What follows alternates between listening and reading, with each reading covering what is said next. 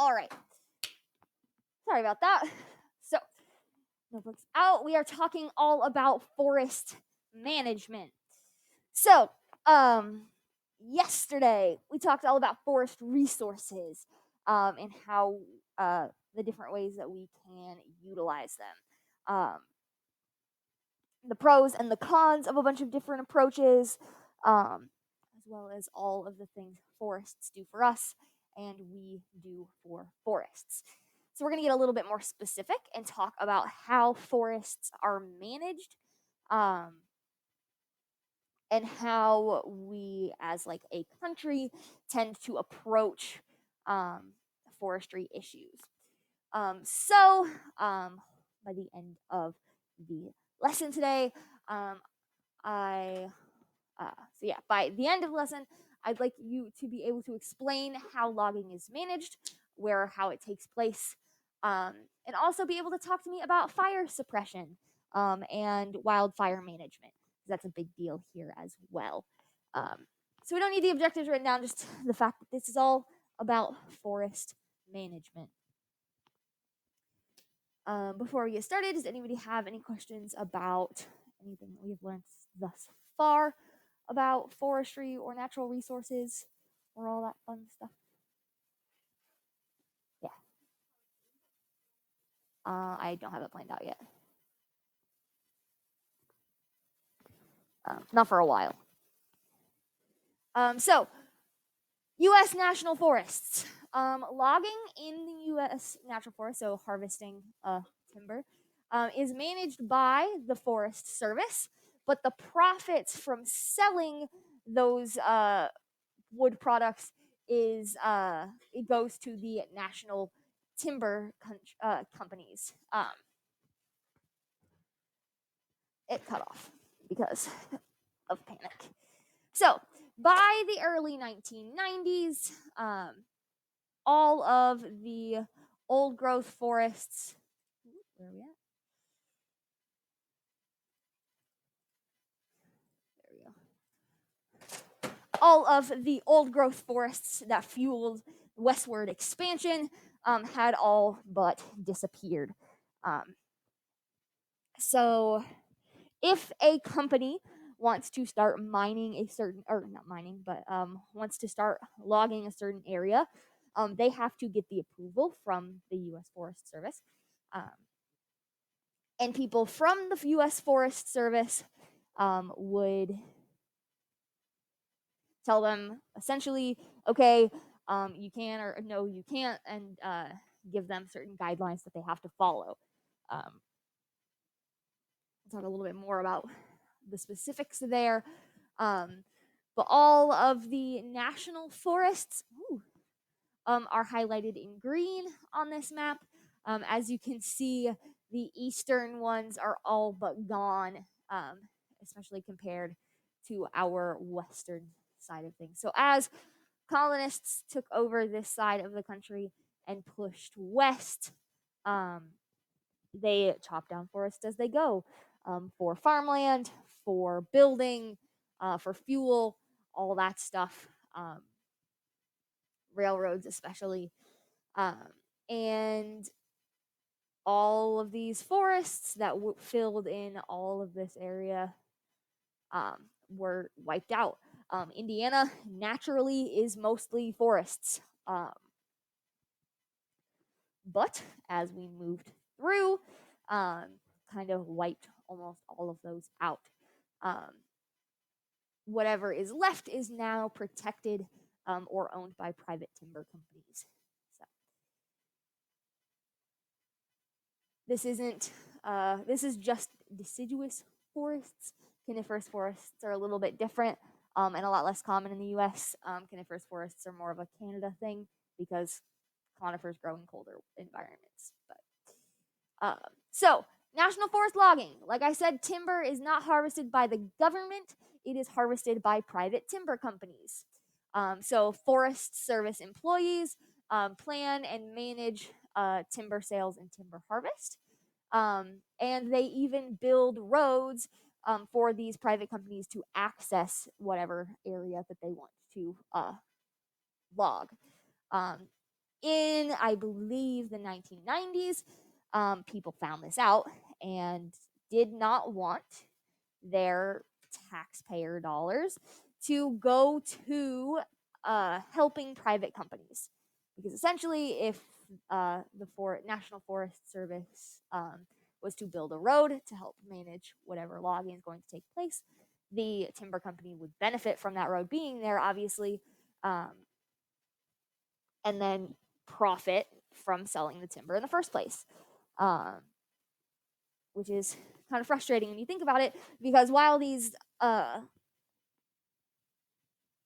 measures were put into place, while this thing exists to make sure what is being harvested is being harvested efficiently, um, monetarily, the government is not benefiting from it, which is which caused a lot of outrage when people figured it out. So there are now a bunch of different laws put into place, and there are ways that timber companies can exist without uh, a lot of interference with the National Forest Service. That's been happening all day. I think the construction is like directly below us. So there's a lot of construction sounds throughout the day. So the National Forest Management Act is one of our big ones. So it is called a policy of multiple use, meaning this policy exists and multiple different industries benefit from it. Forests were to be managed in order to create places of recreation, like national parks for camping and hiking, for wildlife habitats. So, if there is an endangered species that lives in an area, the National Forest Management Act was meant to protect that certain species in that sort of special area. That should say mining, but it says mining. Mining is another big deal because a lot of times access to things like precious metals and coal and oil is in a forested area, and you can't really mine anything without destroying the forest above it. And then timber, but timber production is its main use. So, of all of these things that the NFMA was meant to do, timber is the one it mainly affects. So the National Forest Management Act required plans for renewable resource management to be drawn up in every national forest. So every national forest, every little green dot on this map, has a plan in place for managing the renewable resources within it: wildlife, timber, mining, all that stuff. So there's a plan set in place before timber companies even get involved, which is to help kind of prevent a lot of over harvesting from happening, because we have these guidelines in place before anything else happens. And like I said, it's renewable resource management, not necessarily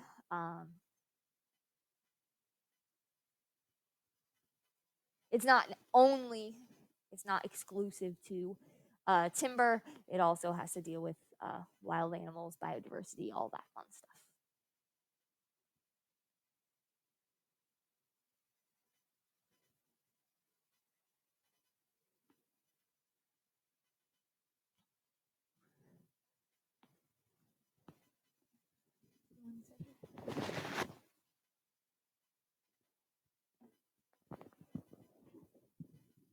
All right. So yeah, this national. I don't ask you to memorize a lot of policies, but just from the name, we can gather that the national forests have to have some sort of guideline for resource use.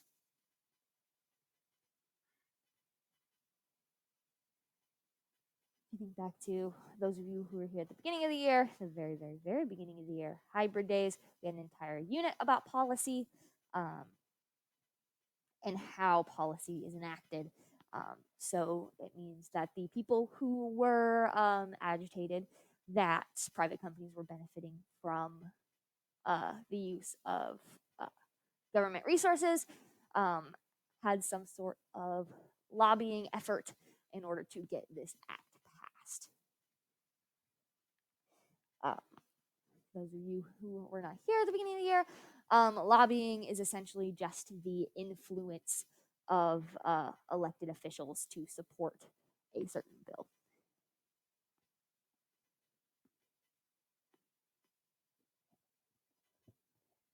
Questions, comments, concerns?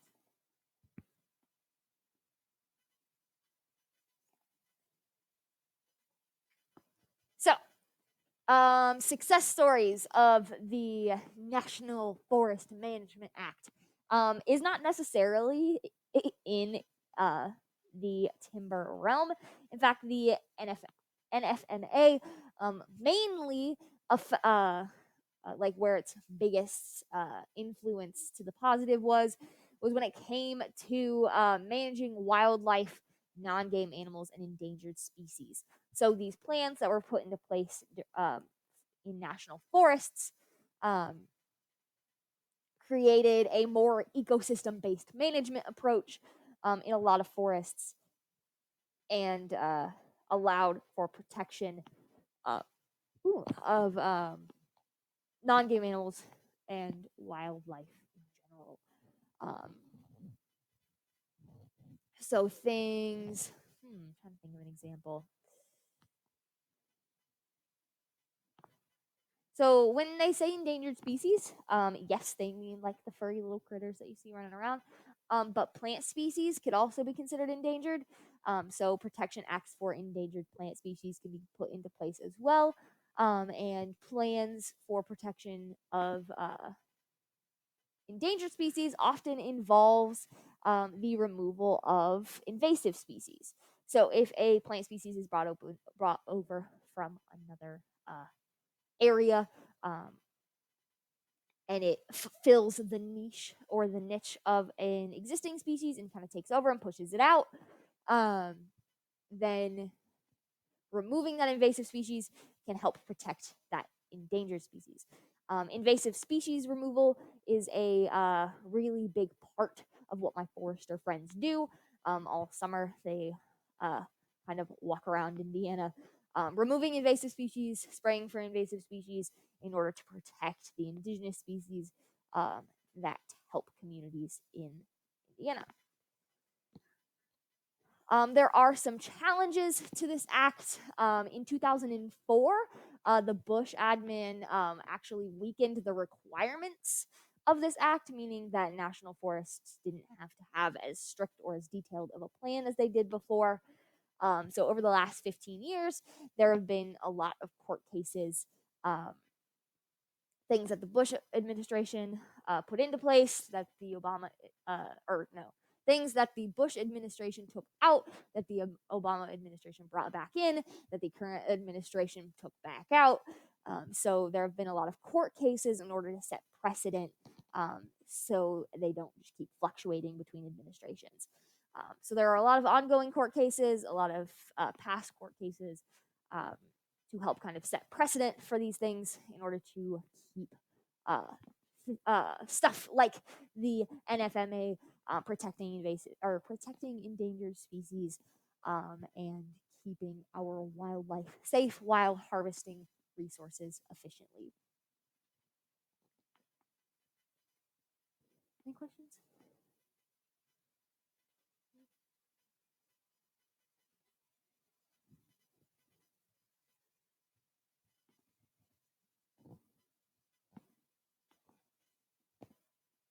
All right.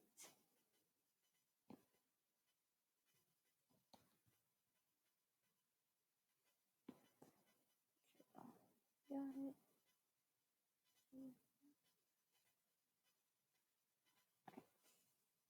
So, while the National Forest Management Act did do a lot of good for endangered species, it has kind of fluctuated in severity over the years, which means that the amount of effect that this had on environments fluctuated throughout the years. Private land is managed a little bit differently. So there can be forests on privately owned land, and most logging in the U.S. takes place on plantations owned by timber companies. So timber companies will have a very, very large stretch of land, plant trees, log it, and so on and so on and so on. These plantations are monocultures. Mono means one, so they are a monoculture is a large scale planting of a single crop. So cornfields that we see outside every summer and fall um, are monocultures. Same with soybean fields, they are monocultures because it's just one big field with one type of plant. It could be anything from something like a corn or soybean field to a forest that is naturally planted. Let's see, those kind of those forests that you see with a bunch of medium-sized trees that are all planted in a row, or you drive by and you can kind of see the rows of trees. Um, those are also monocultures. I'm trying to think where the nearest one is. I know there's some around Attica, but that's a pretty decent ways away. Um, so, because of these monocultures, just because it is a bunch of trees doesn't necessarily mean that they are very biodiverse. So, if we only plant one type of tree or you only plant one type of plant, um, there's very little variation in tree age as well, meaning we only have one, like they were um, likely all planted at the same time. And they are usually all the same species. This means that these plantations don't offer a bunch of habitat variety. Um, so if one bird species lives in this type of tree and another bird species lives in another type of tree, only one type of bird species is gonna live in this, or has the ability to live in this plantation. But if that bird species lives in one tree but eats something else, they wouldn't be able to live there because there's not whatever it is that they ate. Um, so this helps kind of negate the idea that the government has to help manage forests if they were all um, just giant plantations, but it still doesn't. What's the word? It doesn't have the ecological benefits that come with a naturally growing forest. Um,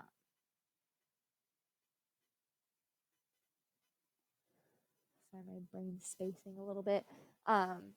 So yeah, that's private land. We don't have a lot of government interference, but we don't get the ecological values that were in actual real life forests. Fire policies. This is where it gets really interesting. So suppression of wildfires, so putting out wildfires can actually endanger ecosystems, property, and people.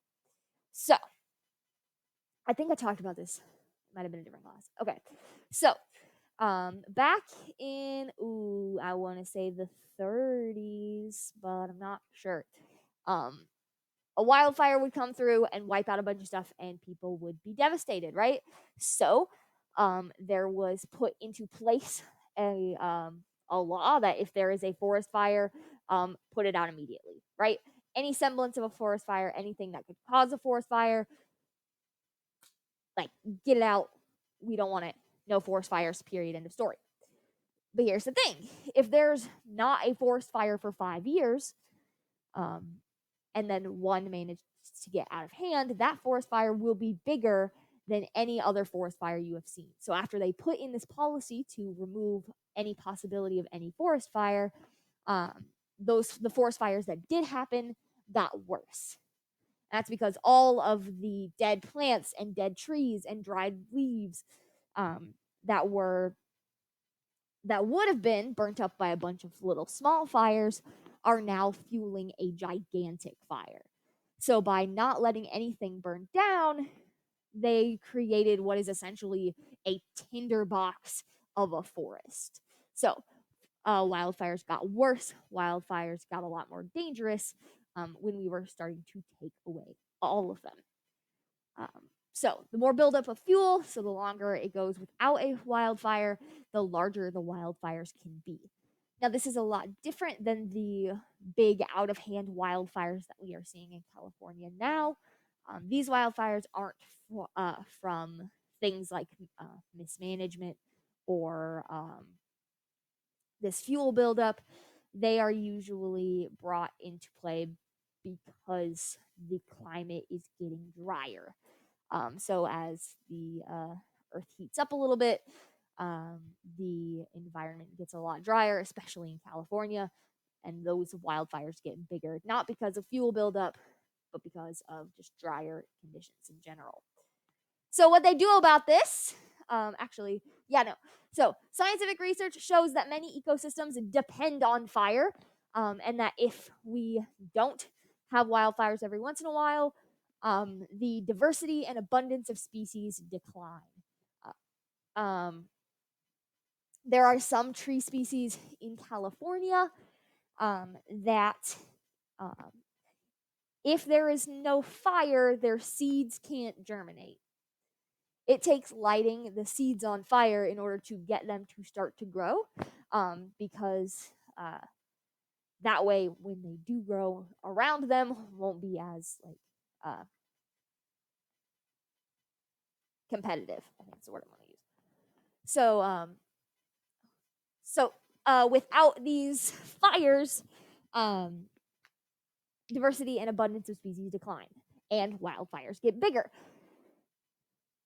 So how do we keep wildfires around for the benefits, stop them from getting too big, keep them away from people, places, things, and still make sure that the fires are actually happening? Yeah.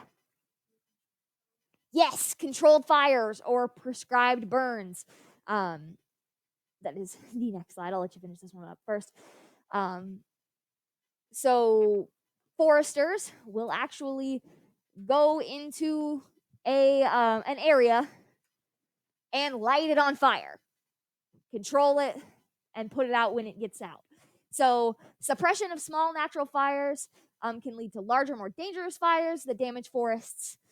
So prescribed burns or controlled burns, you guys only need this second bit. You guys don't need the top bit. So just this section right here. Prescribed burns or controlled burns are when you have purposefully burned areas of forests under controlled conditions, so we can kind of take away that buildup. So I don't know if you can see it, but there's somebody right here with a pack of fuel and a pack of water in order to calm down. Yes.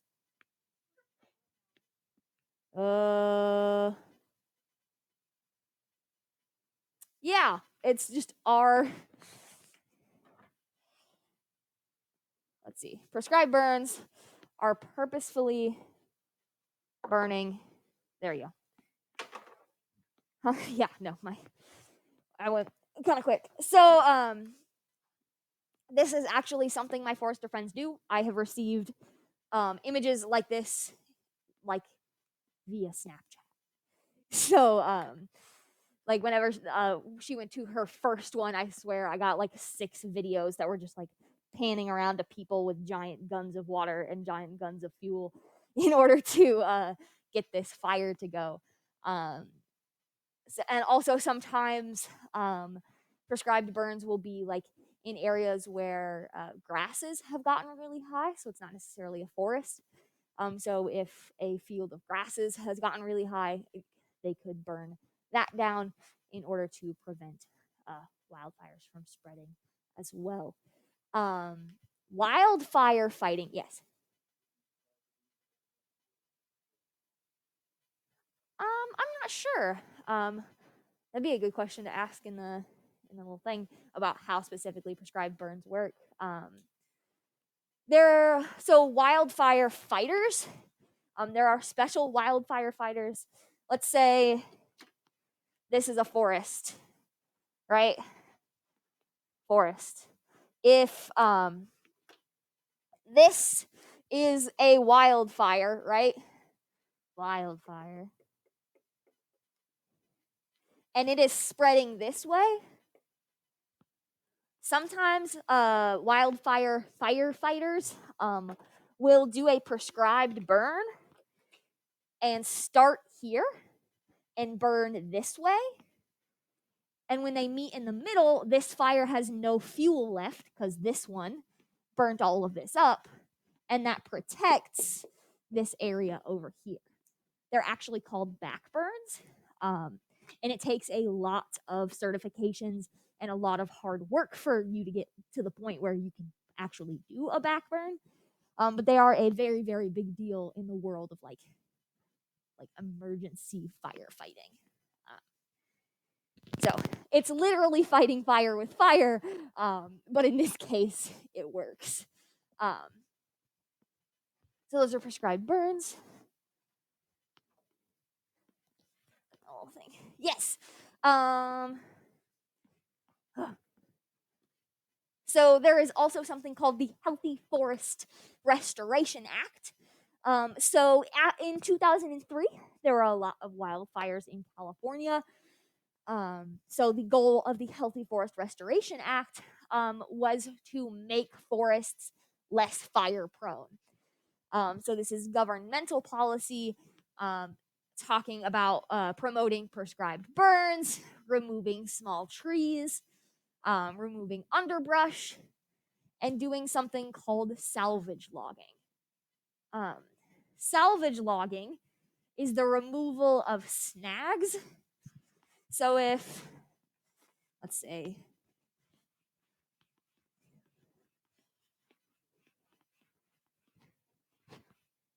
we've got a forest. That's a tree. So, bunch of trees, right? If one tree falls over and gets stuck on one tree, or a tree falls and gets stuck between two trees, that's called a snag, right? So, what salvage logging does is it goes through and they harvest these trees. They're already dead, but they're healthy enough to like actually log and remove. It doesn't disturb any living trees, and it goodness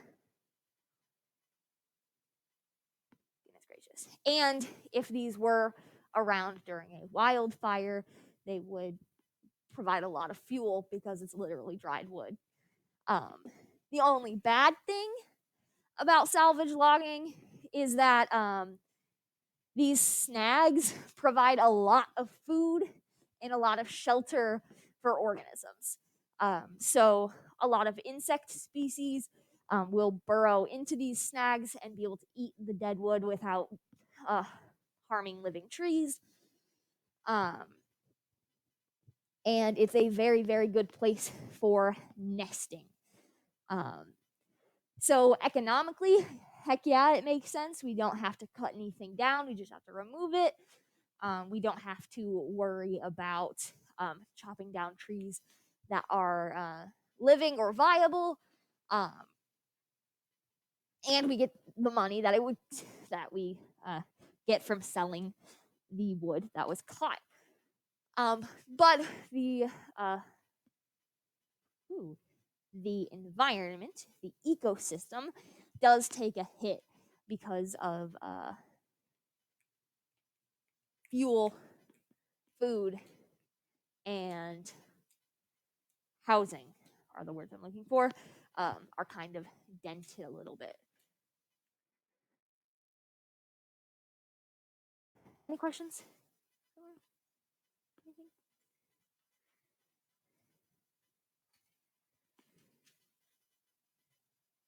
So yeah, this Healthy Forest Restoration Act was just a way for the government to be like, okay, these wildfires are getting out of hand. We need to do something to help manage these forests in order to calm them down. So start doing prescribed burns when you can. Not too much, obviously, that it disrupts the ecosystem. Remove a lot of these small trees and underbrush that have built up over time. As the environment kind of grows back into place, leave the bigger, healthier trees to grow a little bit before we start getting a bunch of understory. Um, and get these big old dried trees out in order to keep safe. So sustainable forestry products, I think, is our last one. Yes. So you ever see every once in a while, you will get some sort of product that has a certification on it. With food products, it's like gluten-free, non-GMO, those certifications. There are also certifications for environmentally friendly stuff. So the only thing coming to my brain is that Love Beauty and Planet shampoo and conditioner brand. So they have a lot of certifications, like vegan, cruelty-free, but also healthy for the environment. There are also certifications put together by by organizations like the U.S. Forestry Stewardship Council that take a look at timber companies, examine their practices, and offer things like sustainable forestry certifications to their products. So, in more recent time, especially in the last 10 years, the consumer has started to care about what they are buying and how it has an effect on the environment. That's why you get things like companies like Love Beauty and Planet and other like other corporations that advertise in being environmentally friendly. They can work to reach the requirements, goodness gracious, of these organizations like the Forestry Stewardship Council. And when they get that certification, it makes them more marketable. Somebody who is invested in buying products that are sustainable can look for these certifications, and that may influence their buying purchase one way or the other. So there have been movements towards sustainability that help influence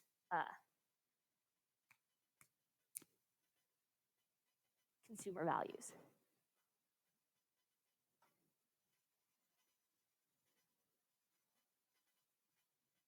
Questions? Comments? Concerns? Screams of anguish? Package your mask over your nose, please. Thanks.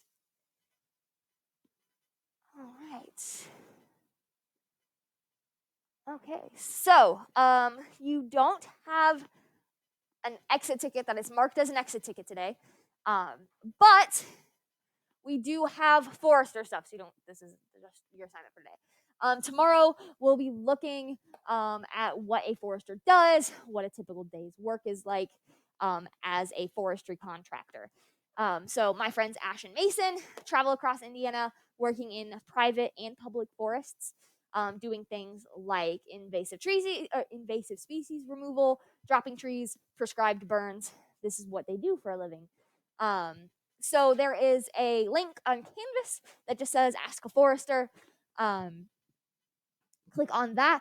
I would very, very, very much like everyone to ask at least one question, just so I'm not sending them a document with 2 questions in it. So I want everybody to ask at least one, but the Google form is open to submit as many as you want.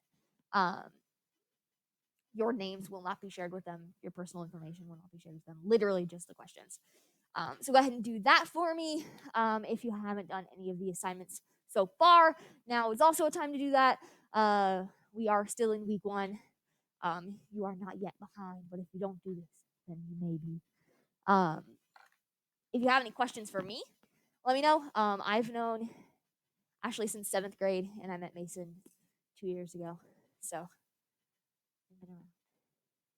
she actually started out as an engineering major and switched to forestry our sophomore year. So I know a lot about it.